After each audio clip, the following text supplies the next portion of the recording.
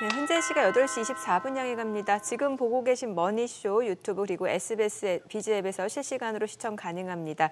SBS 비즈 앱 다운받으셔서 시청하시면 다양한 정보 또 뉴스 확인해 보실 수 있으니까요. 참고해 보시기 바랍니다.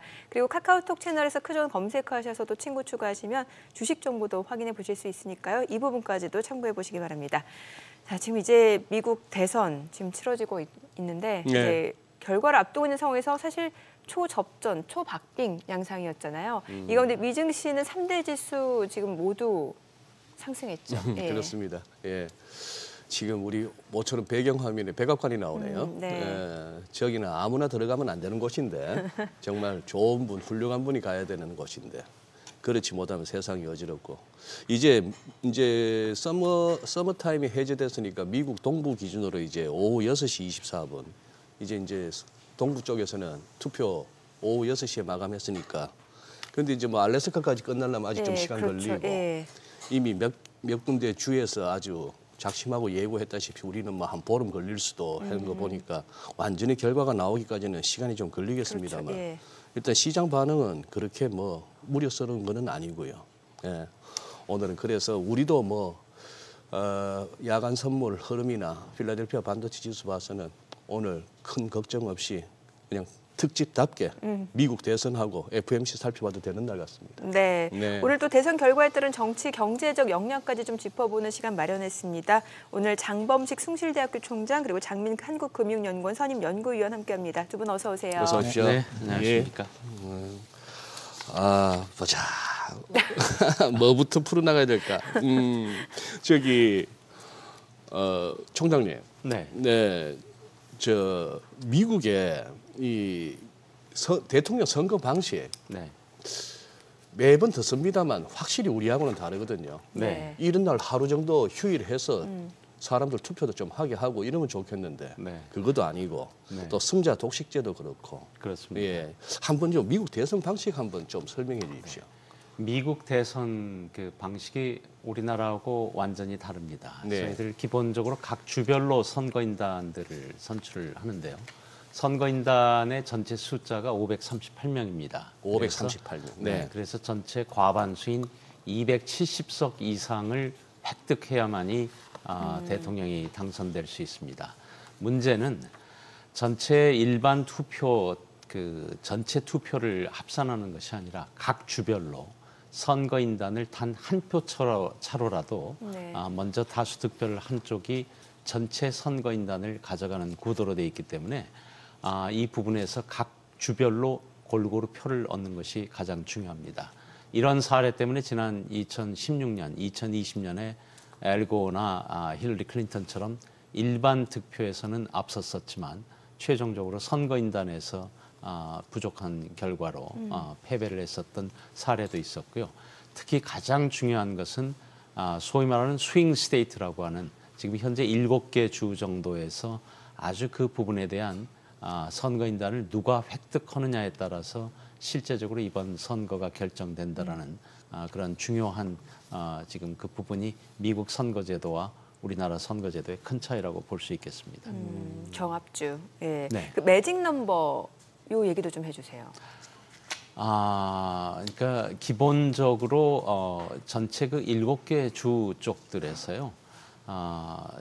그동안에 트럼프가 비교적 이 소위 말하는 러스트벨트라고 하는 그런 지역 쪽들에서 비교적 우세를 갖다가 보여왔었지만 최근 이렇게 대선일이 다가오면서 이 부분에서 상당히 그 많은 변화들이 있었었고 거의 당락을 가름하기 힘들 정도의 아주 치열한 접전들이 지금 벌어지고 있기 때문에 이 형태에서 특히 펜실베니아, 위스콘신, 네바다, 그다음에 애리조나, 그다음에 노스캐롤라이나 이런 그런 조지아주와 같은 이런 데에서 양쪽이 얼마만한 그런 표를 가져가느냐에 따라서 실제적으로 아주 근소한 차이로 실제 가져갈 수 있기 때문에 지금 대선을 하루 앞두고도 펜실베니아라든가 위스콘신 이런 데 쪽에서 그 유세를 갖다 벌였었던 이 경합주를 누가 가져가느냐가 이번 선거의 실제 승패를 결정짓는 이렇게 평가들을 하고 있는 것 같습니다.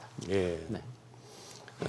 그러면 장민 박사님께는 이거 한번 여쭤보겠습니다. 미국 대통령이 누구 되느냐, 이거는 뭐 미국만의 문제가 아니고 사실 어떻게 보면 전 세계적으로 중요한 이슈가 아니겠습니까? 네. 국제 정세나 국제 역학 구도도 달라질 것이고, 저희는 뭐 채널의 성격상 오늘 아무래도 이제 두 후보의 경제 정책이나 공약 이런 내용을 중심으로 살펴야겠습니다만, 사회적으로도 엄청난 미국 사회가 여러 가지 뭐 현안이 있을 텐데 그 부분이 지속되느냐, 악화되느냐, 아니면 개선되느냐 등등이 있겠습니다만, 한번 요 경제 쪽으로 한번 방향을 한번 좁혀서 카멀라 해리스와 트럼프 두 후보 한번 그 차이점을 한번 설명해 주십시오. 일단 경제 정책적인 면보다 경제 철학적인 쪽에 차이가 상당히 있는 것 같습니다. 그러니까 트럼프는 이제 경제 자유를 최대화시키겠다, 경제적 자유를 최대화시키겠다는 거고요. 해리스는 이제 경제 불평등을 완화하겠다라는 이제 그런 그 철학을 가지고 있습니다. 그러다 보니까 국내 정책적으로 보면 이제 경제적 자유를 확대하려면 이제 재정 정책적으로는 트럼프는 전반적으로 감세를 해주는 거죠. 그래서 기업 세금도 이제 지금 현재 21%까지 내려와 있는데 다시 15%까지 내려주겠다라는 거고요. 그리고 이제 개인의 감세도 전반적으로 전부 다 이제 계속 끌고 나오겠다라는 이제 그런 정책이 됩니다. 근데 반대로 이제 해리스 쪽에서 보면 경제 불평등을 완화하려면 결국 이제 법인세를 올려야 되는 거고요. 그래서 지금 21%를 28%로 올리고, 그리고 고소득층, 그러니까 연간 40만 불 이상의 소득층에 대해서는 더 증세를 하겠다라는 이제 이런 이제 약간의 방향이 다르게 나오는 거죠. 그렇게 되고 인플레이션 감축법이라 해서 IRA가 있었습니다. 제조업을 이제 지원하기 위해서 바이든 때 만든 법인데, 이 법을 이제 보는 시각도 다릅니다. 트럼프는 이것이 이제 그 어떤 전기차를 살 때 구매 인센티브를 준다라든지 제조업에 인센티브를 주는 건데 이것 안 하겠다. 그래서 더 자유를 주고서 더 훨씬 더 기업들이 더 자유롭게 할 수 있겠다라는 거고요. 해리스는 이제 반대로 계속 이 정책을 끌고 나가는 거죠. 끌고 나간다는 것이 있는 거고, 또 반대로 이제 그 대외적인 측면에서 보면 트럼프와 해리스가 약간 다릅니다. 근데 이제 이거는 이제 대내적으로는 철학의 차이가 있는데 대외적으로 철학의 차이는 크지는 않은 것 같아요. 그러니까 일단은 미국이 우선되는 미국 중심주의다라는 이제 그 철학은 거의 차이가 없는데, 그 하나의 이제 어떤 정책적인 차이는 있는 것 같습니다. 그러니까 트럼프는 어떻게 보면 이제 미국 우선주의, 무조건 미국이 최고다라는 거기 때문에 무역 적자, 미국이 계속 무역 적자가 지속되어 왔지 않습니까? 그러니까 우리는 이 무역 적자를 이제 끊겠다. 그래서 우리한테 동맹국이든 뭐 아니든 간에 우리에게 무역 적자를 계속 내게 하고 흑자를 가지고 가는 국가랑은 양자회담을 해서 그 어떤 이제 대비책을 마련하겠다라는 거고요. 특히 이제 중국에 대해서는 관세를 크게 부과하겠다. 그러니까 지금 60%까지 올리겠다라는 거고요. 또 일반 보통 이제 다른 나라들에 대해서도 보편적인 관세를, 지금 우리나라 같은 경우는 관세가 한 1% 내외입니다. 근데 그걸 이제 10%에서 20%까지 올리겠다라는 겁니다. 그래서 미국에 대해서 그동안 이제 무역에서 이익을 본 국가들, 다른 국가들에 대해서는 이제 우리가 더 어떤 대응을 해서 미국이 더 이익을 가져오겠다는 거고요. 반면에 해리스는 이제 조금 다른 게 이제 동맹국 간에 강합니다. 어떤 가치관을 같이 하는 그런 국가들하고는 동맹을 같이 하고, 그 국가들끼리는 이제 공급망을 재편하겠다라는 거고요. 중국에 대해서는 여러 가지 이제 있겠지만 전략적인 뭐 그런 부품이라든지 기술에 대해서는 이제 타겟팅을 해서 중국에서 어느 정도 통제를 하겠다. 이런 정도의 약간의 이제 그 대외 정책 쪽에서는 철학은 거의 이제 미국 중심주의는 같은데, 어떻게 더 미국을 더 키울 거냐, 어떻게 하면 동맹국가의 어떤 그 협조를 어떻게 할 거냐, 이거에는 좀 차이가 있는 것 같습니다. 총장님께서는 지금 우리 뭐 장 박사님 말씀하신 내용에 혹시 첨언하시거나 좀 하실 거는? 대부분 우리 장 박사님 그 의견에 동의를 하고요. 기본적으로 그 대중관계에 있어서 그 기본적으로 민주당 정부나 공화당 정부가 취하는 그 접근 방식, 이 부분은 비교적 유사한 그런 부분이 있고요. 단지 이제 관세 부분 쪽을 굉장히 중국에 대해서 심하게 지금 들어가는 그런 부분이 있습니다. 문제는 여기에 좀 첨언을 지금 드린다면은 그 트럼프 정부에서 지금 트럼프가 집권하게 될 경우에 중국에 대한 그런 60% 관세나 그다음에 보편 관세 10%, 20%를 갖다 일률적으로 부여하게 됐을 때 이것이 과도하게 세계 경제에 기본적으로 그 미치게 되는 그 위축 효과, 이 부분은 한국을 포함을 해서 전 세계가 이 부분에서 예외가 될 수 있는 나라가 하나도 없다라고 지금 생각합니다. 이것이 전체 글로벌 경제의 성장을 갖다가 심대하게 그 손상을 시키게 될 것이기 때문에 이 부분에 대한 우리의 이제 전략적 접근들이 조금 필요할 거라 지금 생각을 하고 있고요. 나머지 다른 부분들에 있어서는 실제적으로 아까 말씀해 주셨던 기본 양쪽의 민주당, 공화당 정부가 그 지향하는 그 철학점, 한쪽에 경제적 자유와 그다음에 이런 부분 쪽 시장을 위주로 하는 그런 부분과 그다음에 비교적 경제적 불평등을 완화하는 그런 민주당 정부가 지금까지 취해왔었던 이런 부분들이 이제 실제 우리가 보통 말하는 이민, 그다음에 무역, 그다음에 세금 이런 부분에 있어서 특히 재정 지출과 관련돼서도 전부 다 연관이 돼 있지 않습니까? 이것이 궁극적으로 어떤 부분에서 공통된 효과를 발휘하고 또 어떤 부분에 있어서 미국 경제에 또 다른 차이를 할 것인가 이 부분을 저희들이 유념해 볼 필요가 좀 있을 것 같다는 생각이 좀 듭니다. 저 총장님한테 좀 여쭤보고 싶은 네. 게 이번 이제 미국 대선 그 두 후보 간의 러닝메이트, 네. 또 부통령 후보 네. 어떤 인물인지도 좀 체크해 보면 좋을 것 같은데요. 그 벤스 후보와 그다음에 두 번째 그 민주당 부통령 그 예. 디 월스. 네, 네. 디 월스가 쭉 나와서 저도 잠깐 그 그런 부분을 봤었습니다. 네. 이 두 분들의 그 사실 이번 대통령 선거에서 조금 관심을 끌었던 것은 부통령 후보가 가졌던 통상적인 그런 관심, 주목 대상의 이 부분의 인지도는 많이 좀 떨어졌다라고 좀 네네. 생각을 하고 있고요. 워낙 해리스와 그 트럼프 이 후보 쪽에 있어서의 강하게 대변되는 그런 정책적 이런 부분들이 전체 선거를 압도해 있었기 때문에 사실은 부통령들이 처음에 젊은 후보로서 그 벤스 후보가 지명이 됐을 때나 네. 그다음에 그 민주당의 그 부통령 후보가 나왔을 때 그리고 한 달 동안의 모든 것들이 비원화가 되면서 여론이 바뀌어지는 이런 형태에서 봐본다면은 부통령 자체는 양쪽들이 이번에 사실은 전체 선거 판도에서 그렇게 네. 큰 역할을 했다라 생각은 저는 개인적으로는 들지는 않습니다. 예. 비교적 최종 이 모든 바로 이제 결정이 오늘 결정이 되겠지만 네네. 트럼프와 그 해리스로 대변되는 양쪽의 민주당, 공화당의 그 전통적으로 내려왔었던 그런 정책의 차이들이 극명하게 드러났던 선거가 이번 선거가 아니었었나 생각을 하고 있습니다. 사실 뭐 장하고 부자가 붙는 차이하고는 엄청난 차이인데요. 사실 네. 조직 생활이 됐건 네. 국가 무슨 뭐 직책이 됐건. 네. 그렇다면 미국 부통령은 이거 유고시에 바로 미국 대통령이 되는 사람이라서 그렇죠. 엄청난 자리인데 네. 말이죠. 네. 그러니 카말라 해리스가 날로 그냥 후보된 거 아닙니까? 부통령 하다가. 좀 그런 상황인데. 아니 말씀 주신 김에 저 그것도 좀 여쭤보고 싶은 네, 게 네. 원래는 그 이제 트럼프 전 대통령하고 지금 바이든 현 대통령의 리턴 매치였잖아요. 네. 만약 이대로 갔다라고 하면은 좀 판세가 달라졌을까요? 거기 그 시청자들이 계신 상태에서 이 말씀을 드린다라는 게 적절치는 못할 네네네. 텐데요. 사실 그 바이든 대통령이 그 선거를 물러나겠다라고 말씀을 하실 때까지의 그 상태에 있어서는 사실은 거의 공화당이 압도적인 그런 상황이었었기 때문에 네네. 지금하고는 뭐 그 비교를 할 수 없었던 그런 아마 선거 자체가 거의 일방적인 독주로 가지 않았었을까라는 개인적인 생각을 해봅니다. 정책적인 측면에서 봐보면 바이든과 트럼프가 있었더라면은 똑같은 그 연령대 82세 대통령을 새로 시작하는 바이든과 네. 거의 한 몇 살 차이로 해서 트럼프 대통령이 있어서 나이보다는 정책 파트 쪽이 물론 주목을 받았을 겁니다. 그러나 해리스가 대통령 후보로 뛰어들게 되면서 세대 부분 쪽들, 그다음에 정책 이슈들이 조금 더 다른 형태로 진전이 됐었고 불과 그 대통령 주자가 바뀔 그 당시를 비교해 보면 네.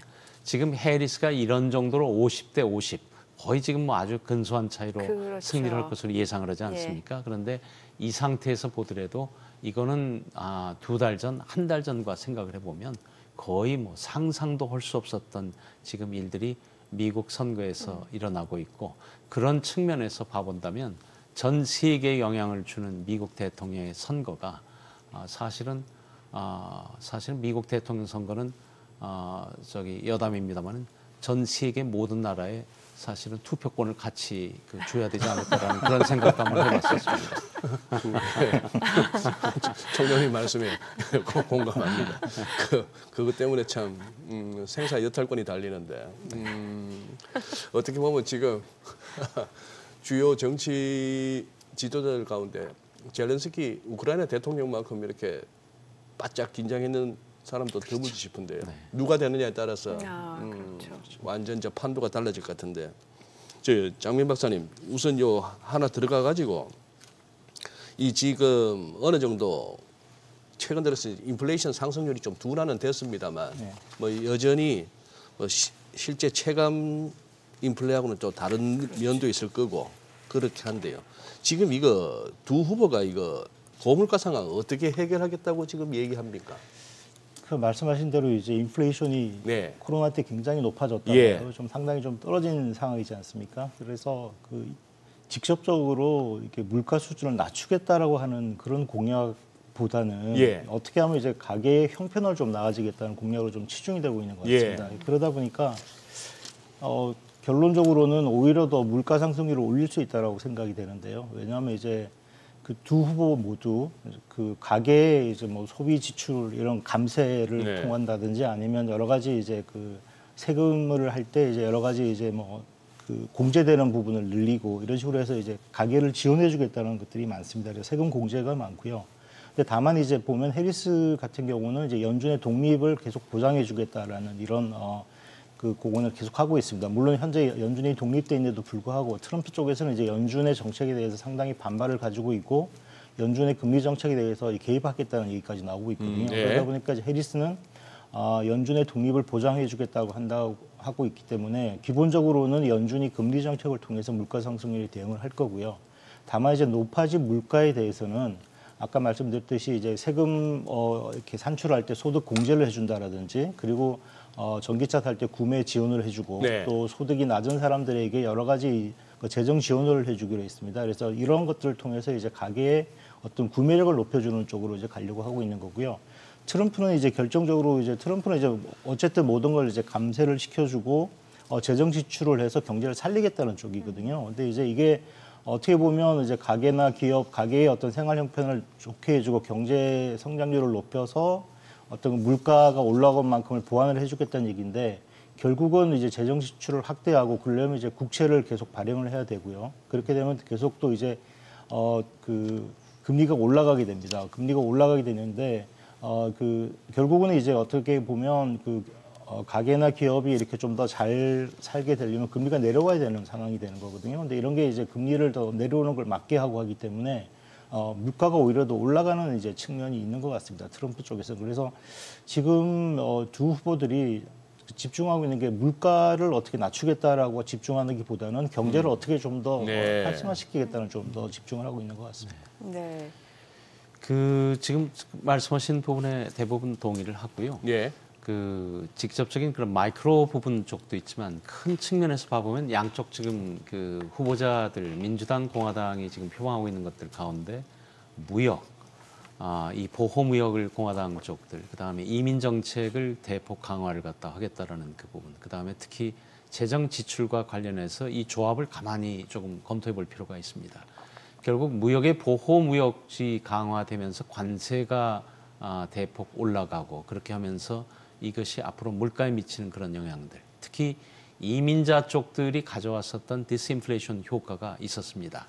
팬데믹 이후에 이민자 수요가 증가를 하면서 그것이 지난 금년 그 2024년까지 이르길 때까지 비교적 그런 인플레이션에 조금 그런 긍정적인 그런 영향들을 갖다가 그 낮추는 효과도 있었었는데 이 부분이 이민자를 갖다가 이민 정책을 강화를 했을 경우에 이것이 앞으로 그 고용 부분에서 미치는 이런 부분도 생각을 해봐야 될 것 같고요.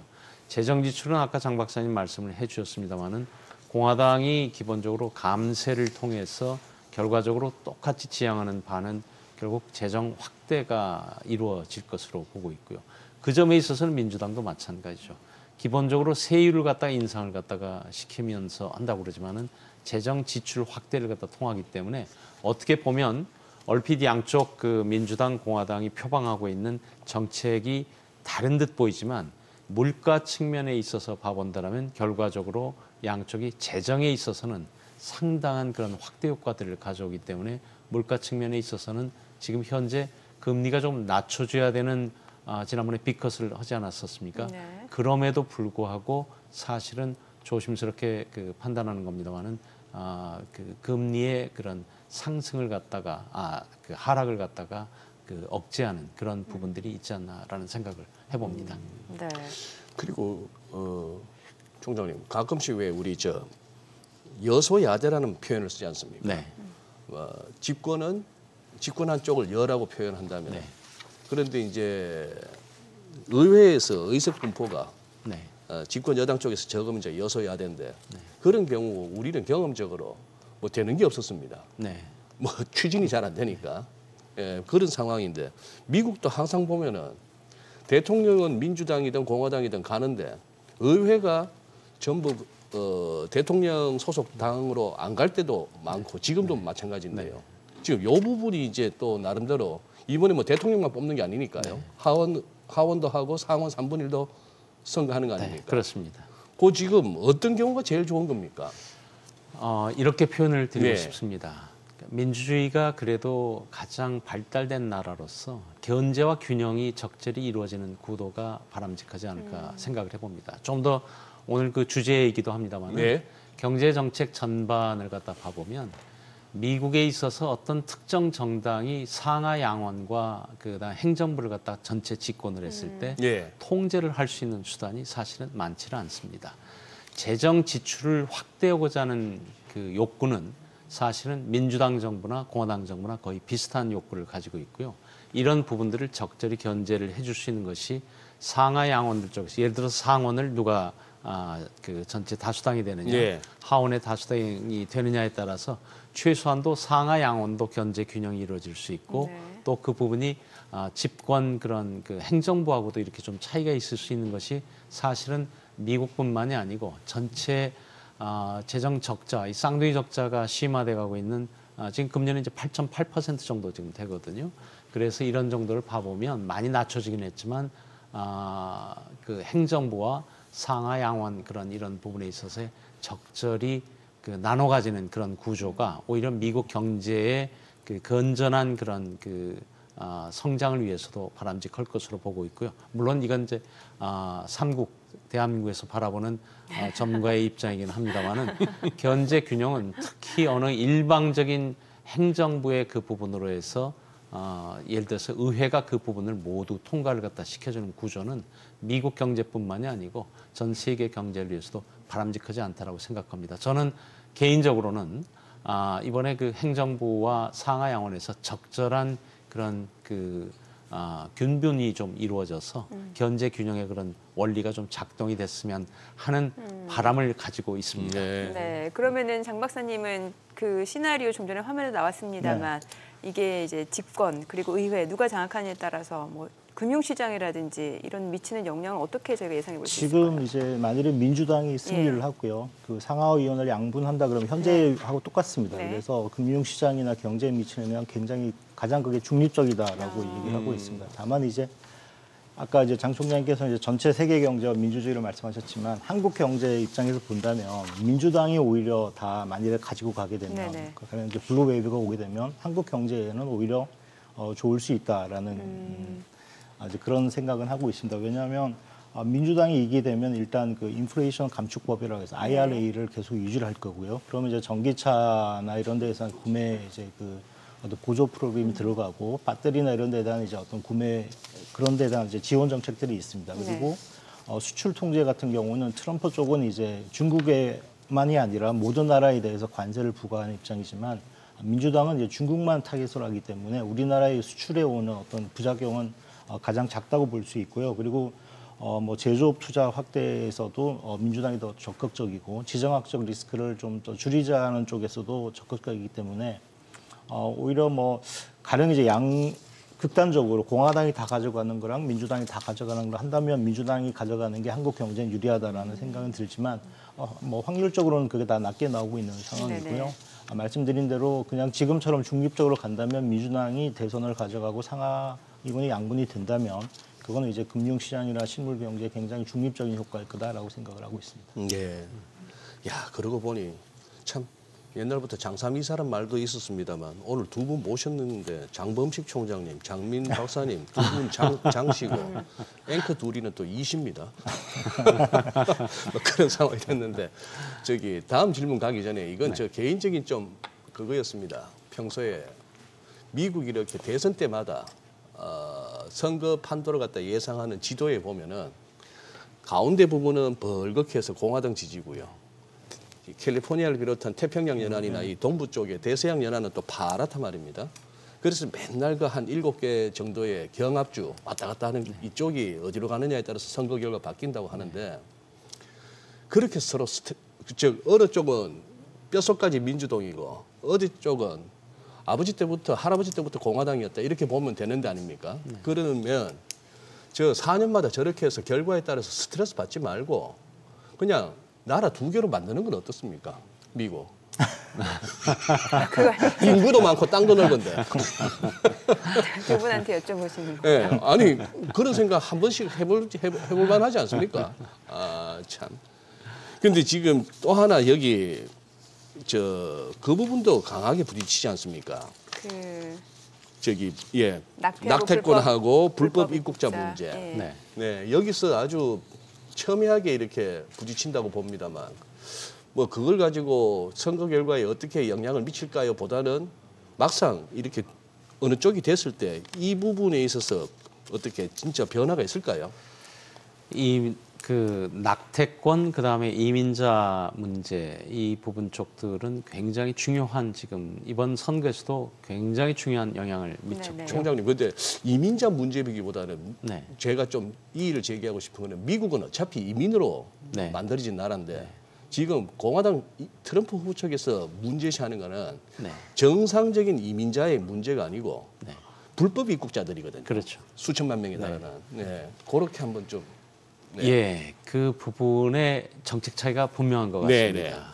그 먼저 민주당 쪽을 보면 이민자에 대한 접근을 늘 인도주의적인 미국의 애초 그 건립 이래 그런 부분 쪽에서 인도주의적이고 그 다음에 인권 보호라든가 이런 사회적 어떤 정의 문제와 그 다음에 멜팅 파트로서의 어떤 미국의 그 건국의 그런 정신에 비추어서 쭉 그 정책을 펴왔었었고요. 지금 공화당 정부와 그다음에 트럼프 지지자들 쪽에 있었던 것은 결과적으로 지난 100년간 미국이 세계 무대에 등장을 하면서 고립주의를 간혹 시간을 두고 반복을 해오지 않았었습니까? 이런 상태에서 미국 정부가 지금 가지고 있는 누적되는 재정 적자의 문제들 그리고 불법 이민자들과 관련돼서 안전 문제들 그래서 국경과 이런 부분 쪽들을 갖다가 범죄 문제까지 이렇게 하면서 이것이 미국 공화당으로 표현되는 트럼프로 표현되는 그 소위 공화당 지지자들의 표심을 모았던 결정적인 배경이었다고 생각합니다. 이 부분에 지금 해당되는 것들인데 이걸 이제 경제적인 관점에서 봐보면 결과적으로 미국이 이민자들로 이루어진 그런 나라들이고 아까 말씀드린 대로 순수한 이민자들이 지금 현재 트럼프가 집권을 하면은 한 금년도 골드만삭스에서 예측한 것은 한 75만 명 정도 그리고 트럼프가 이기고 그 다음에 의회를 민주당이 우위를 갖다가 하게 되면은 약 125만 명 정도.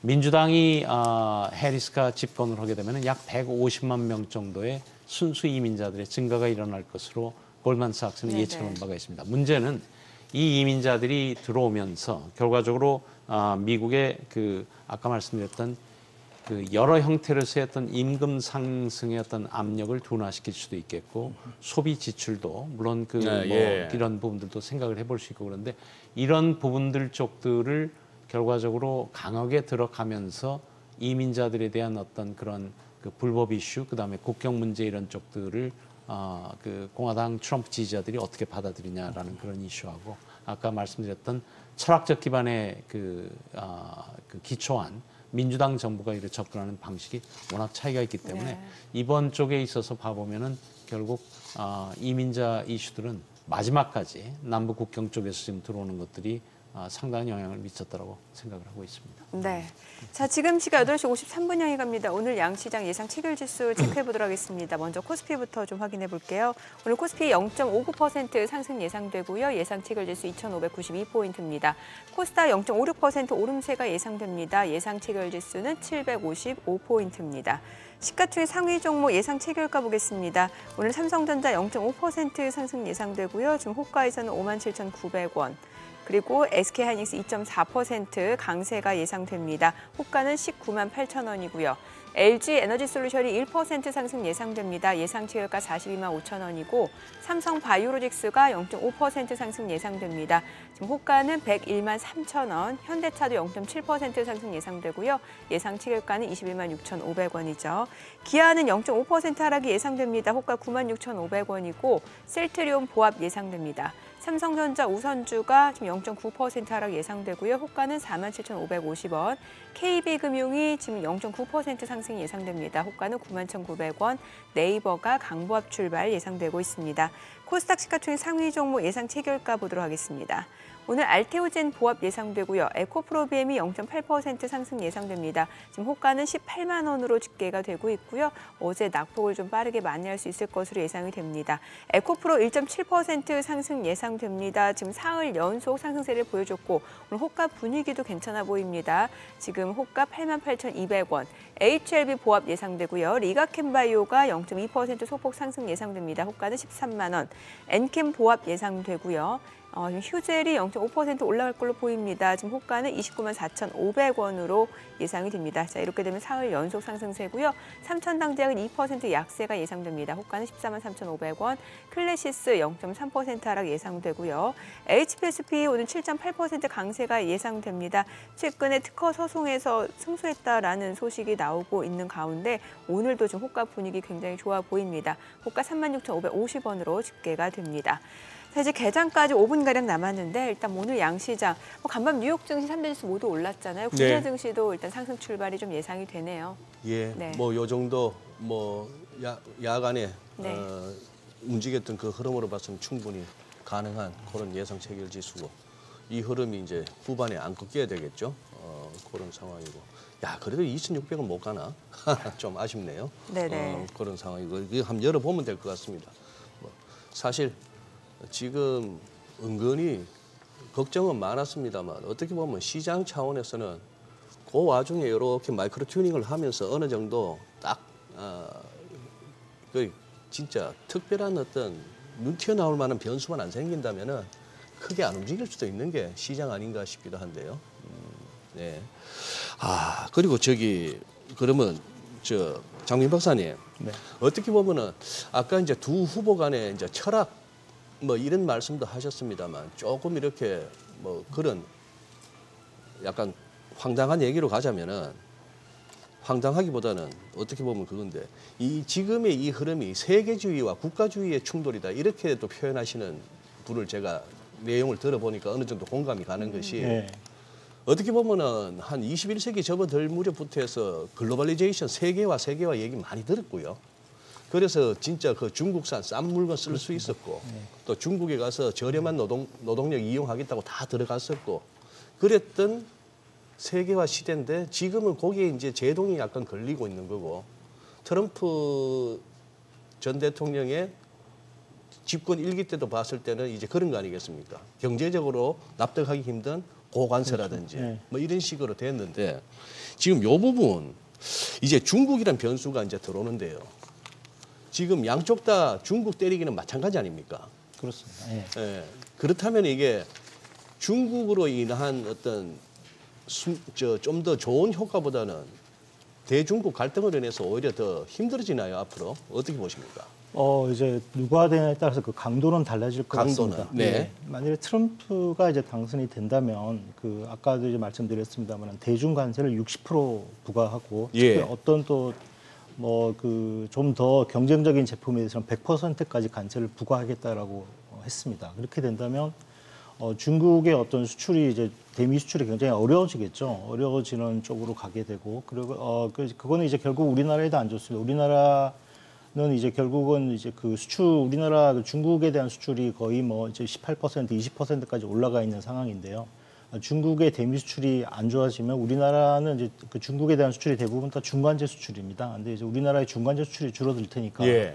우리나라 수출에도 큰 타격이 올 걸로 생각합니다. 그래서 이제 중국 쪽에서 본다면 그 트럼프가 당선될 때는 어쨌든 그 무역 그동안에 이제 그 국가 중국이 이제 미국에 대해서 보는 어떤 그 무역 흑자를 이제 이거를 이제 트럼프는 이제 없애겠다라는 그런 거니까요. 중국에 대해서는 굉장히 강경하게 나갑니다. 그래서 아까 말씀하셨지만 이제 세계화 시대에 우리가 제일 어떻게 보면 혜택을 본 거거든요. 중국도 네, 잘 되고 미국도 잘 될 때 우리는 이제 수출을 양쪽 다 이렇게 하는 구조였는데 트럼프가 만일이 된다면 이제 중국에 대한 그 관세 강화가 굉장히 크게 갈 것 같고요. 반면에 이제 해리스가 된다면 이거 강도는 좀 더 약해질 것 같습니다. 해리스는 어떤 중국에 대해서 특별하게 관세를 크게 부과한다라고 하는 것보다는 그 중국의 어떤 불공정 무역 관행에 대해서는 조치를 하겠다. 그러니까 예. 뭐 어떤 기업에 대한 불공정하게 어떤 그 지원을 해줬다라든지 그리고 중국이 과잉 생산을 했는데 그게 이제 내수 부진을 해서 싼 값에 밀어내는 이런 불공정 행위에 대해서는 무역 조치를 하겠다라는 거고요.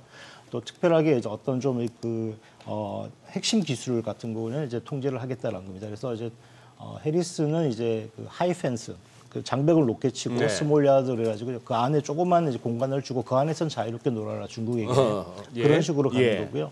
트럼프는 아예 그냥 그 벽을 굉장히 높이 쌓아서 아예 그냥 들어오지를 못하게 하겠다라는 이제 그런 주의이기 때문에 중국이 당하는 어떤 그 입장에서는 상당히 다를 것 같고 다만 이제 해리스도 글로벌 이제 그 공급망 위기 이후에는 동맹국끼리 그러니까 가치를 같이 하는 동맹국끼리 어떤 핵심 기술을 개발하고 공급망을 재편할 거다라는 이제 그런 쪽으로 가고 있기 때문에 근데 중국은 이제 그 가치관이나 이념을 같이 하는 국가가 아니지 않습니까? 예. 그럼 이제 해리스가 추구하는 민주당이 추구하는 어떤 글로벌 공급망에서는 이제 중국이 배제가 되는 거고요. 이게 점진적으로 이루어진다면 중국에 대한 어떤 그 죄송한데 부작용도 그 굉장히 안 얘기를 좋을 것 저희가 같습니다. 개장하고 조금 더 들어보도록 네. 하겠습니다. 오늘 국내 증시 개장합니다.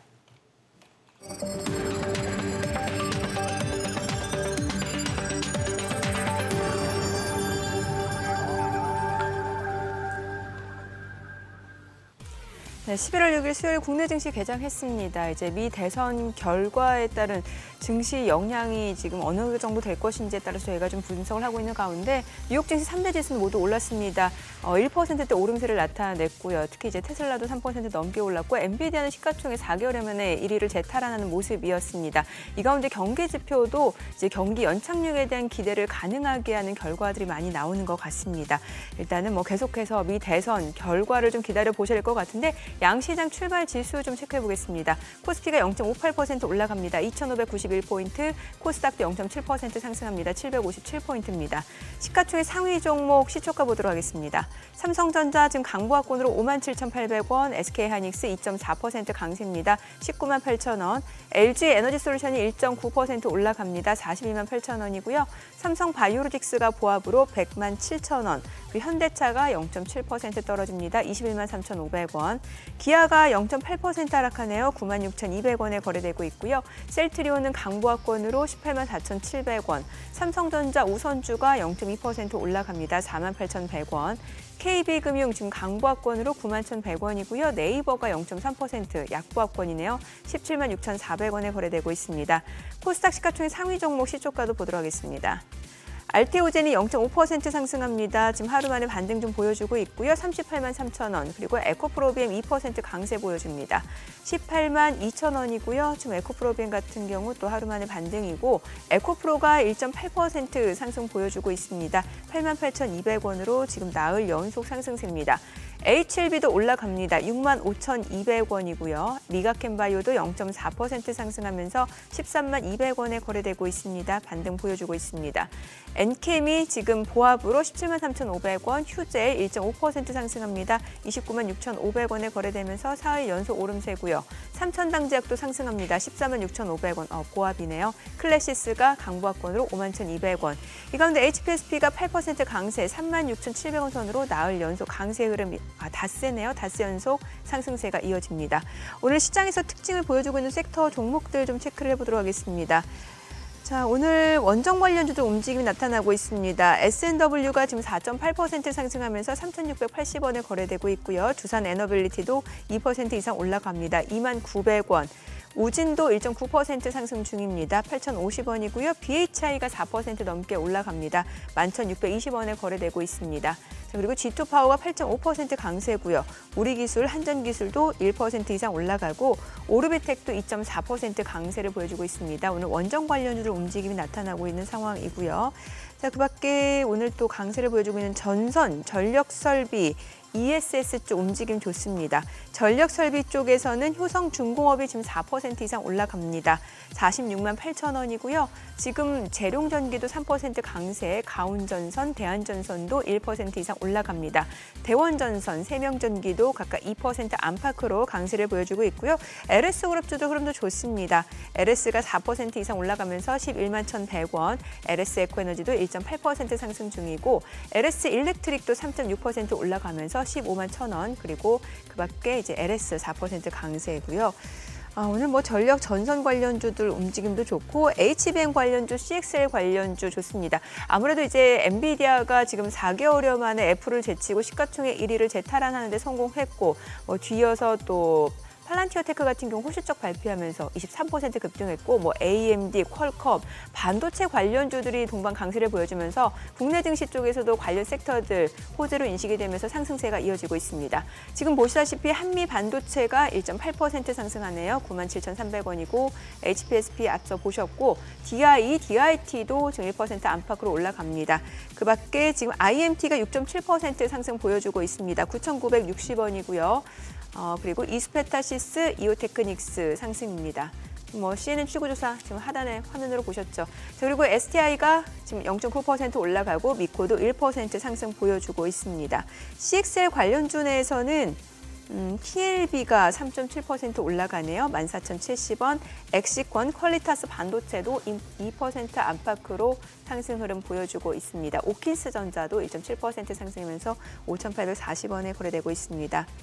오늘 원전, 전력, 전선 그리고 반도체 관련주 흐름이 좋습니다. 2차 전지도 일부 종목이 상승을 보여주고 있는데 일부 개별적인 종목들 모멘텀에 따라서 지금 움직임이 이어지고 있다고 보시면 될 것 같아요. 자이글, VT, LNF 이런 종목들이 지금 탄력이 좋습니다. 에코프로 그룹주 지금 강세 보여주고 있습니다만 좀 음봉으로 지금 전환이 됐고요. 이 정도 보시면 될 것 같고 지금 시각 9시 5분 지나갑니다. 수급 상황 좀 체크를 해보도록 하겠습니다. 오늘 유가증권 시장에서는 지금 개인이 순매수 보여줍니다. 640억 원 매수 우위고요. 외국인과 기관은 각각 345억 원, 286억 원 매도 우위입니다. 코스닥에서 개인 투자자가 123억 원 순매수고요. 외국인과 기관은 각각 101억 원, 4억 원 매도 우위입니다. 환율 체크해 보도록 하겠습니다. 달러원 환율 좀 볼게요. 정비장 마감 대비로 지금 달러원 환율 4원 60전 하락한 1,374원에 개장이 됐습니다. 앞서 CNN 출구조사 나오고 있는 상황이고 사실 출구조사로 예측 쉽지가 않죠. 아까 출구조사가 트럼프 8명, 해리스 3명이었나요? 아까 얼핏 그렇게 나온 것 같은데 저러면 출구조사이긴 합니다만 굉장히 압도적인 차이 아닙니까, 박사님? 총장님. 그렇죠. 근데 네. 아직은 아직은 이게 모른다. 예단하기는 너무 빠른 것 같고요. 네. 그러면 이 부분도 한번 여쭤보겠습니다. 저희들이 이제 그동안에 어느 정도 감 잡은 것은 민주당은 친환경 에너지 정책에 굉장히 우호적인 쪽은 민주당. 네. 반면에 이제 트럼프 후보 측에서는 이제 그동안에 약진할 때마다 비트코인이 막 뛰었고 가상 자산에 대해서 우호적인 스탠스를 보였으니까요. 그런 면이 있었습니다만 이 부분 그러다 보니까 전기차는 해리스가 유리해 이런 얘기도 나오곤 합니다만 그거 말고 AI 쪽에 한번 궁금하거든요. 아무래도 대세인데 네. 총장님도 지금 제가 알기로는 숭실대 총장으로 오셔가지고 또 AI 쪽으로 굉장히 강조하시면서 학교 이렇게 요즘 눈에 보입니다. 숭실대 좋아지는 거. 감사합니다.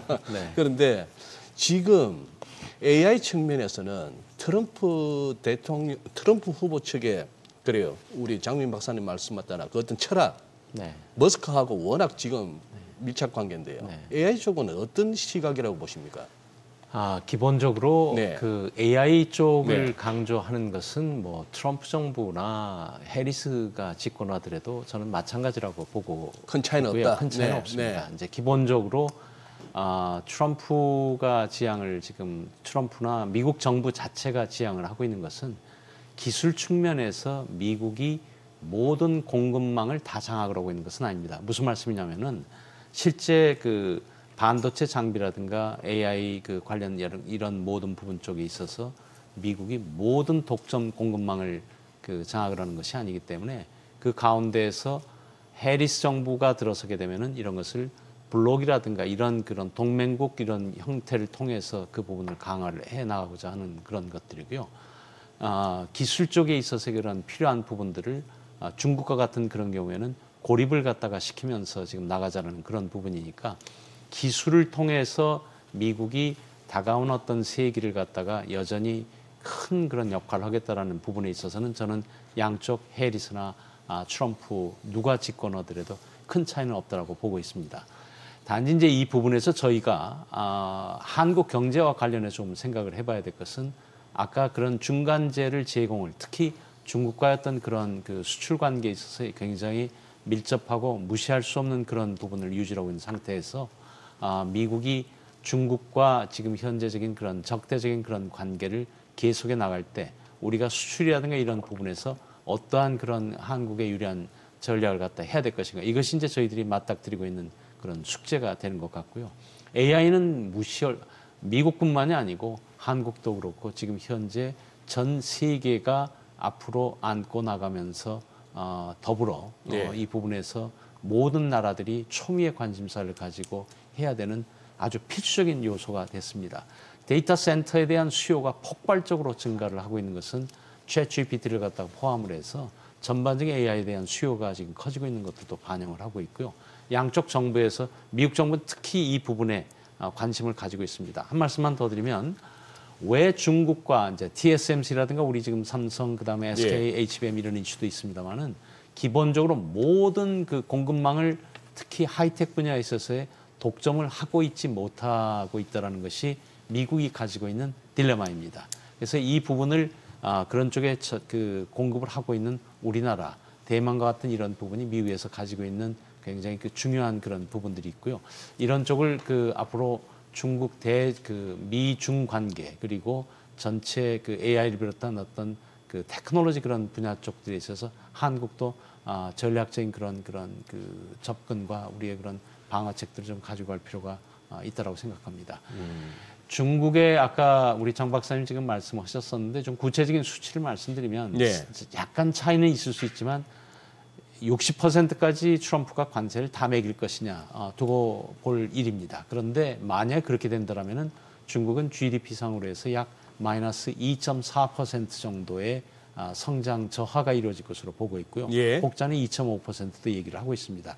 점진적인 접근을 해나간다면은 0.5에서 한 뭐 1.5 정도의 그런 정도의 그 GDP 성장 저하가 이루어질 것으로 보고 있습니다만은 기본적으로 중국과 한국의 그런 관계, 그 다음에 한국과 미국의 관계 이런 쪽들을 갖다 봐보면서 저희들이 굉장히 그 고민도 하고 전략적인 그런 접근을 해야 될 이슈가 바로 미국 선거의 결과로 나타나는 미국과 중국 관계에서 초래되는 그런 파급 효과라고 생각을 하고 있습니다.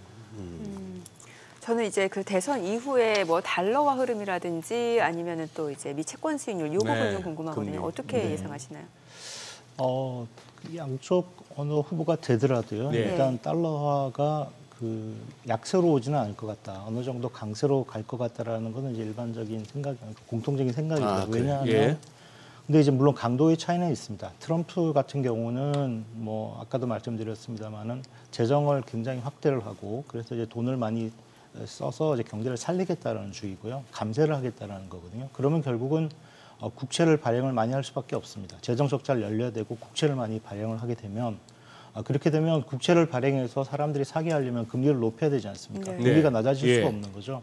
금리가 낮아질 수가 없으면 이제 달러화는 강세로 갈 수밖에 없습니다. 그러니까 지금 최근에 달러화가 좀 강세로 갔다 약세로 온 게 미국이 연준이 금리를 인하하면서 이제 금리가 좀 내려오겠다 그래서 다른 국가들과의 금리 차가 이제 없어질 거다, 뭐 약간 약해질 거다라는 것 때문에 달러가 약세로 왔는데 트럼프가 되면 이제 다시 국채 발행을 하고 재정 적자가 확대가 되면서 이제 그 금리가 올라가고 그러면서 이제 달러가 강세로 갈 가능성이 있다라는 거고요. 특히나 트럼프 같은 경우는 관세를 부과하고 경제 불확실성을 더 증대를 시키게 된다면 그러면 이제 오히려 더 세계 경제가 불확실하고 가면 달러가 오히려 더 강세로 가는 거지 않습니까? 네. 돈이 갈 때가 이제 미국으로 들어가는 거죠. 네. 그런 식으로 되고 또 이제 해리스가 되더라도 마찬가지 이제 재정 확대 정책을 하고 있습니다. 그리고 이제 언쇼어링을 하기 때문에 외국의 기업들을 미국에 들어오게 하는 그런 전략들을 계속 쓰는 거죠. 그래서 그렇게 된다면 계속 돈이 미국으로 들어갈 수밖에 없고요. 그러면 이제 달러는 어느 정도 강세로 갈 거다. 그래서 달러와 강세가 뭐 쉽게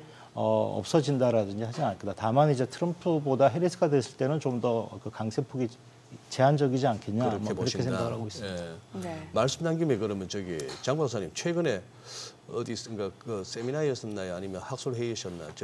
우리 한은의 적극적인 통화 완화 정책, 즉 예. 공격적인 금리 인하에 다소 이렇게 조심스럽게 가자라고 말씀하신 네. 걸로 제가 아는데 네.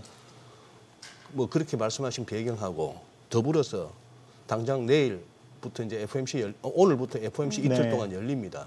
진짜 연준 계속 금리 내릴까요?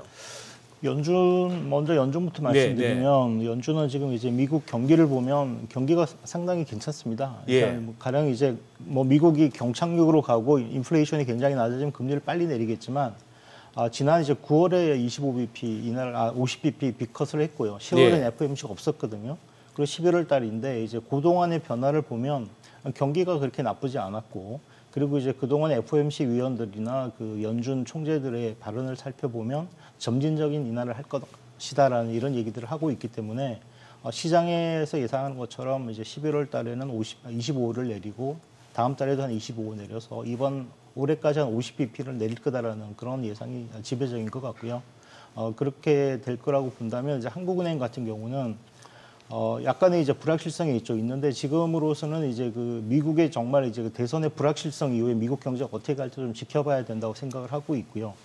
그리고 이제 그 달러 움직임도 최근에 강세로 갔습니다. 이런 상황에서 금리를 빠르게 내린다면 환율 시장이 굉장히 불안해질 수 있다고 생각합니다. 그래서 환율 쪽에 더 이제 외환 시장 쪽에 좀 더 살펴봐야 되는 그런 상황이 되고요. 그래서 한국은행이 뭐 미국처럼 이렇게 빨리 금리를 따라 내린다라는 거는 안 된다고 생각하고 그렇게 있습니다. 보시는군요. 네. 그래서 이런 부분이 좀 있는 것 같습니다. 그러니까 사실 그 지난번 빅컷을 할 당시에 8월에 그 사실은 실업률이 4.1에서 4.3%로 높아졌거든요. 그리고 비농업 부분의 그런 고용 부분 쪽들이 사실은 12만 명도 안 되는 11만 4천 명 정도 되면서 시장의 기대를 갖다가 하회한 그런 측면이 있었고 이런 부분 쪽을 봐보면 빅컷을 포함을 해서 사실 금리 인하, 미국 금리의 내년까지의 당초 연준이 그 표방을 했던 것은 3.5까지 내리겠다라는 거였지 않습니까? 이런 여건이 성숙이 돼 있음에도 불구하고 방금 장 박사님 말씀하셨습니다만 현재 그 대선의 어떤 그런 판도 그 다음에 미국의 어떤 그런 누가 되든 간에 재정 지출의 확대가 불가피해진 이런 부분에서 장기 국채 금리였던 이런 부분에 급진적인 어떤 하락보다는 상당히 상승 그런 요인들 그리고 미국 경기가 상대적으로 지금 개인 소비 지출도 굉장히 좋고요. 굉장히 특히 그 머리를 그 갸우뚱하게 만드는 것은 강력한 그런 소비에 대한 그러니까 수요가 공급을 갖다가 초과하는 일종의 하이 프레셔 이코노미와 같은 이런 부분들이 지금 있는 현상이기 때문에 고용과 그다음에 실업을 갖다가 이쪽 봐보면은 굉장히 금리를 갖다 낮춰야 되는 것이 정도임에도 불구하고 굉장히 연준이 조심스러울 수밖에 없다라는 점에 동의를 합니다. 저도 지금 그 예측하는 대로 금년에 과감한 더 어떤 빅컷보다는 완만하게 한 25bp에서 11, 10월 이렇게 나가긴 하는데 저희가 그런 측면에서 봐보면 한은의 어떤 지금 우리나라의 어떤 그런 경제 여건들 쪽에서 한은이 아마 이런 부분 쪽에서 굉장히 더 고민을 하지 않을까라는 생각을 하고 있습니다. 네, 두 분 오늘 말씀 잘 들었습니다. 고맙습니다. 네, 감사합니다. 네, 감사합니다. 네. 네, 오늘 들으신 내용과 관련해서 더 다양한 정보 원하시는 분들은 카카오톡 채널에서 크존 검색하셔서 친구 추가하시기 바랍니다. 최근 외국인 관심 있게 보는 리포트까지 확인해 보겠습니다.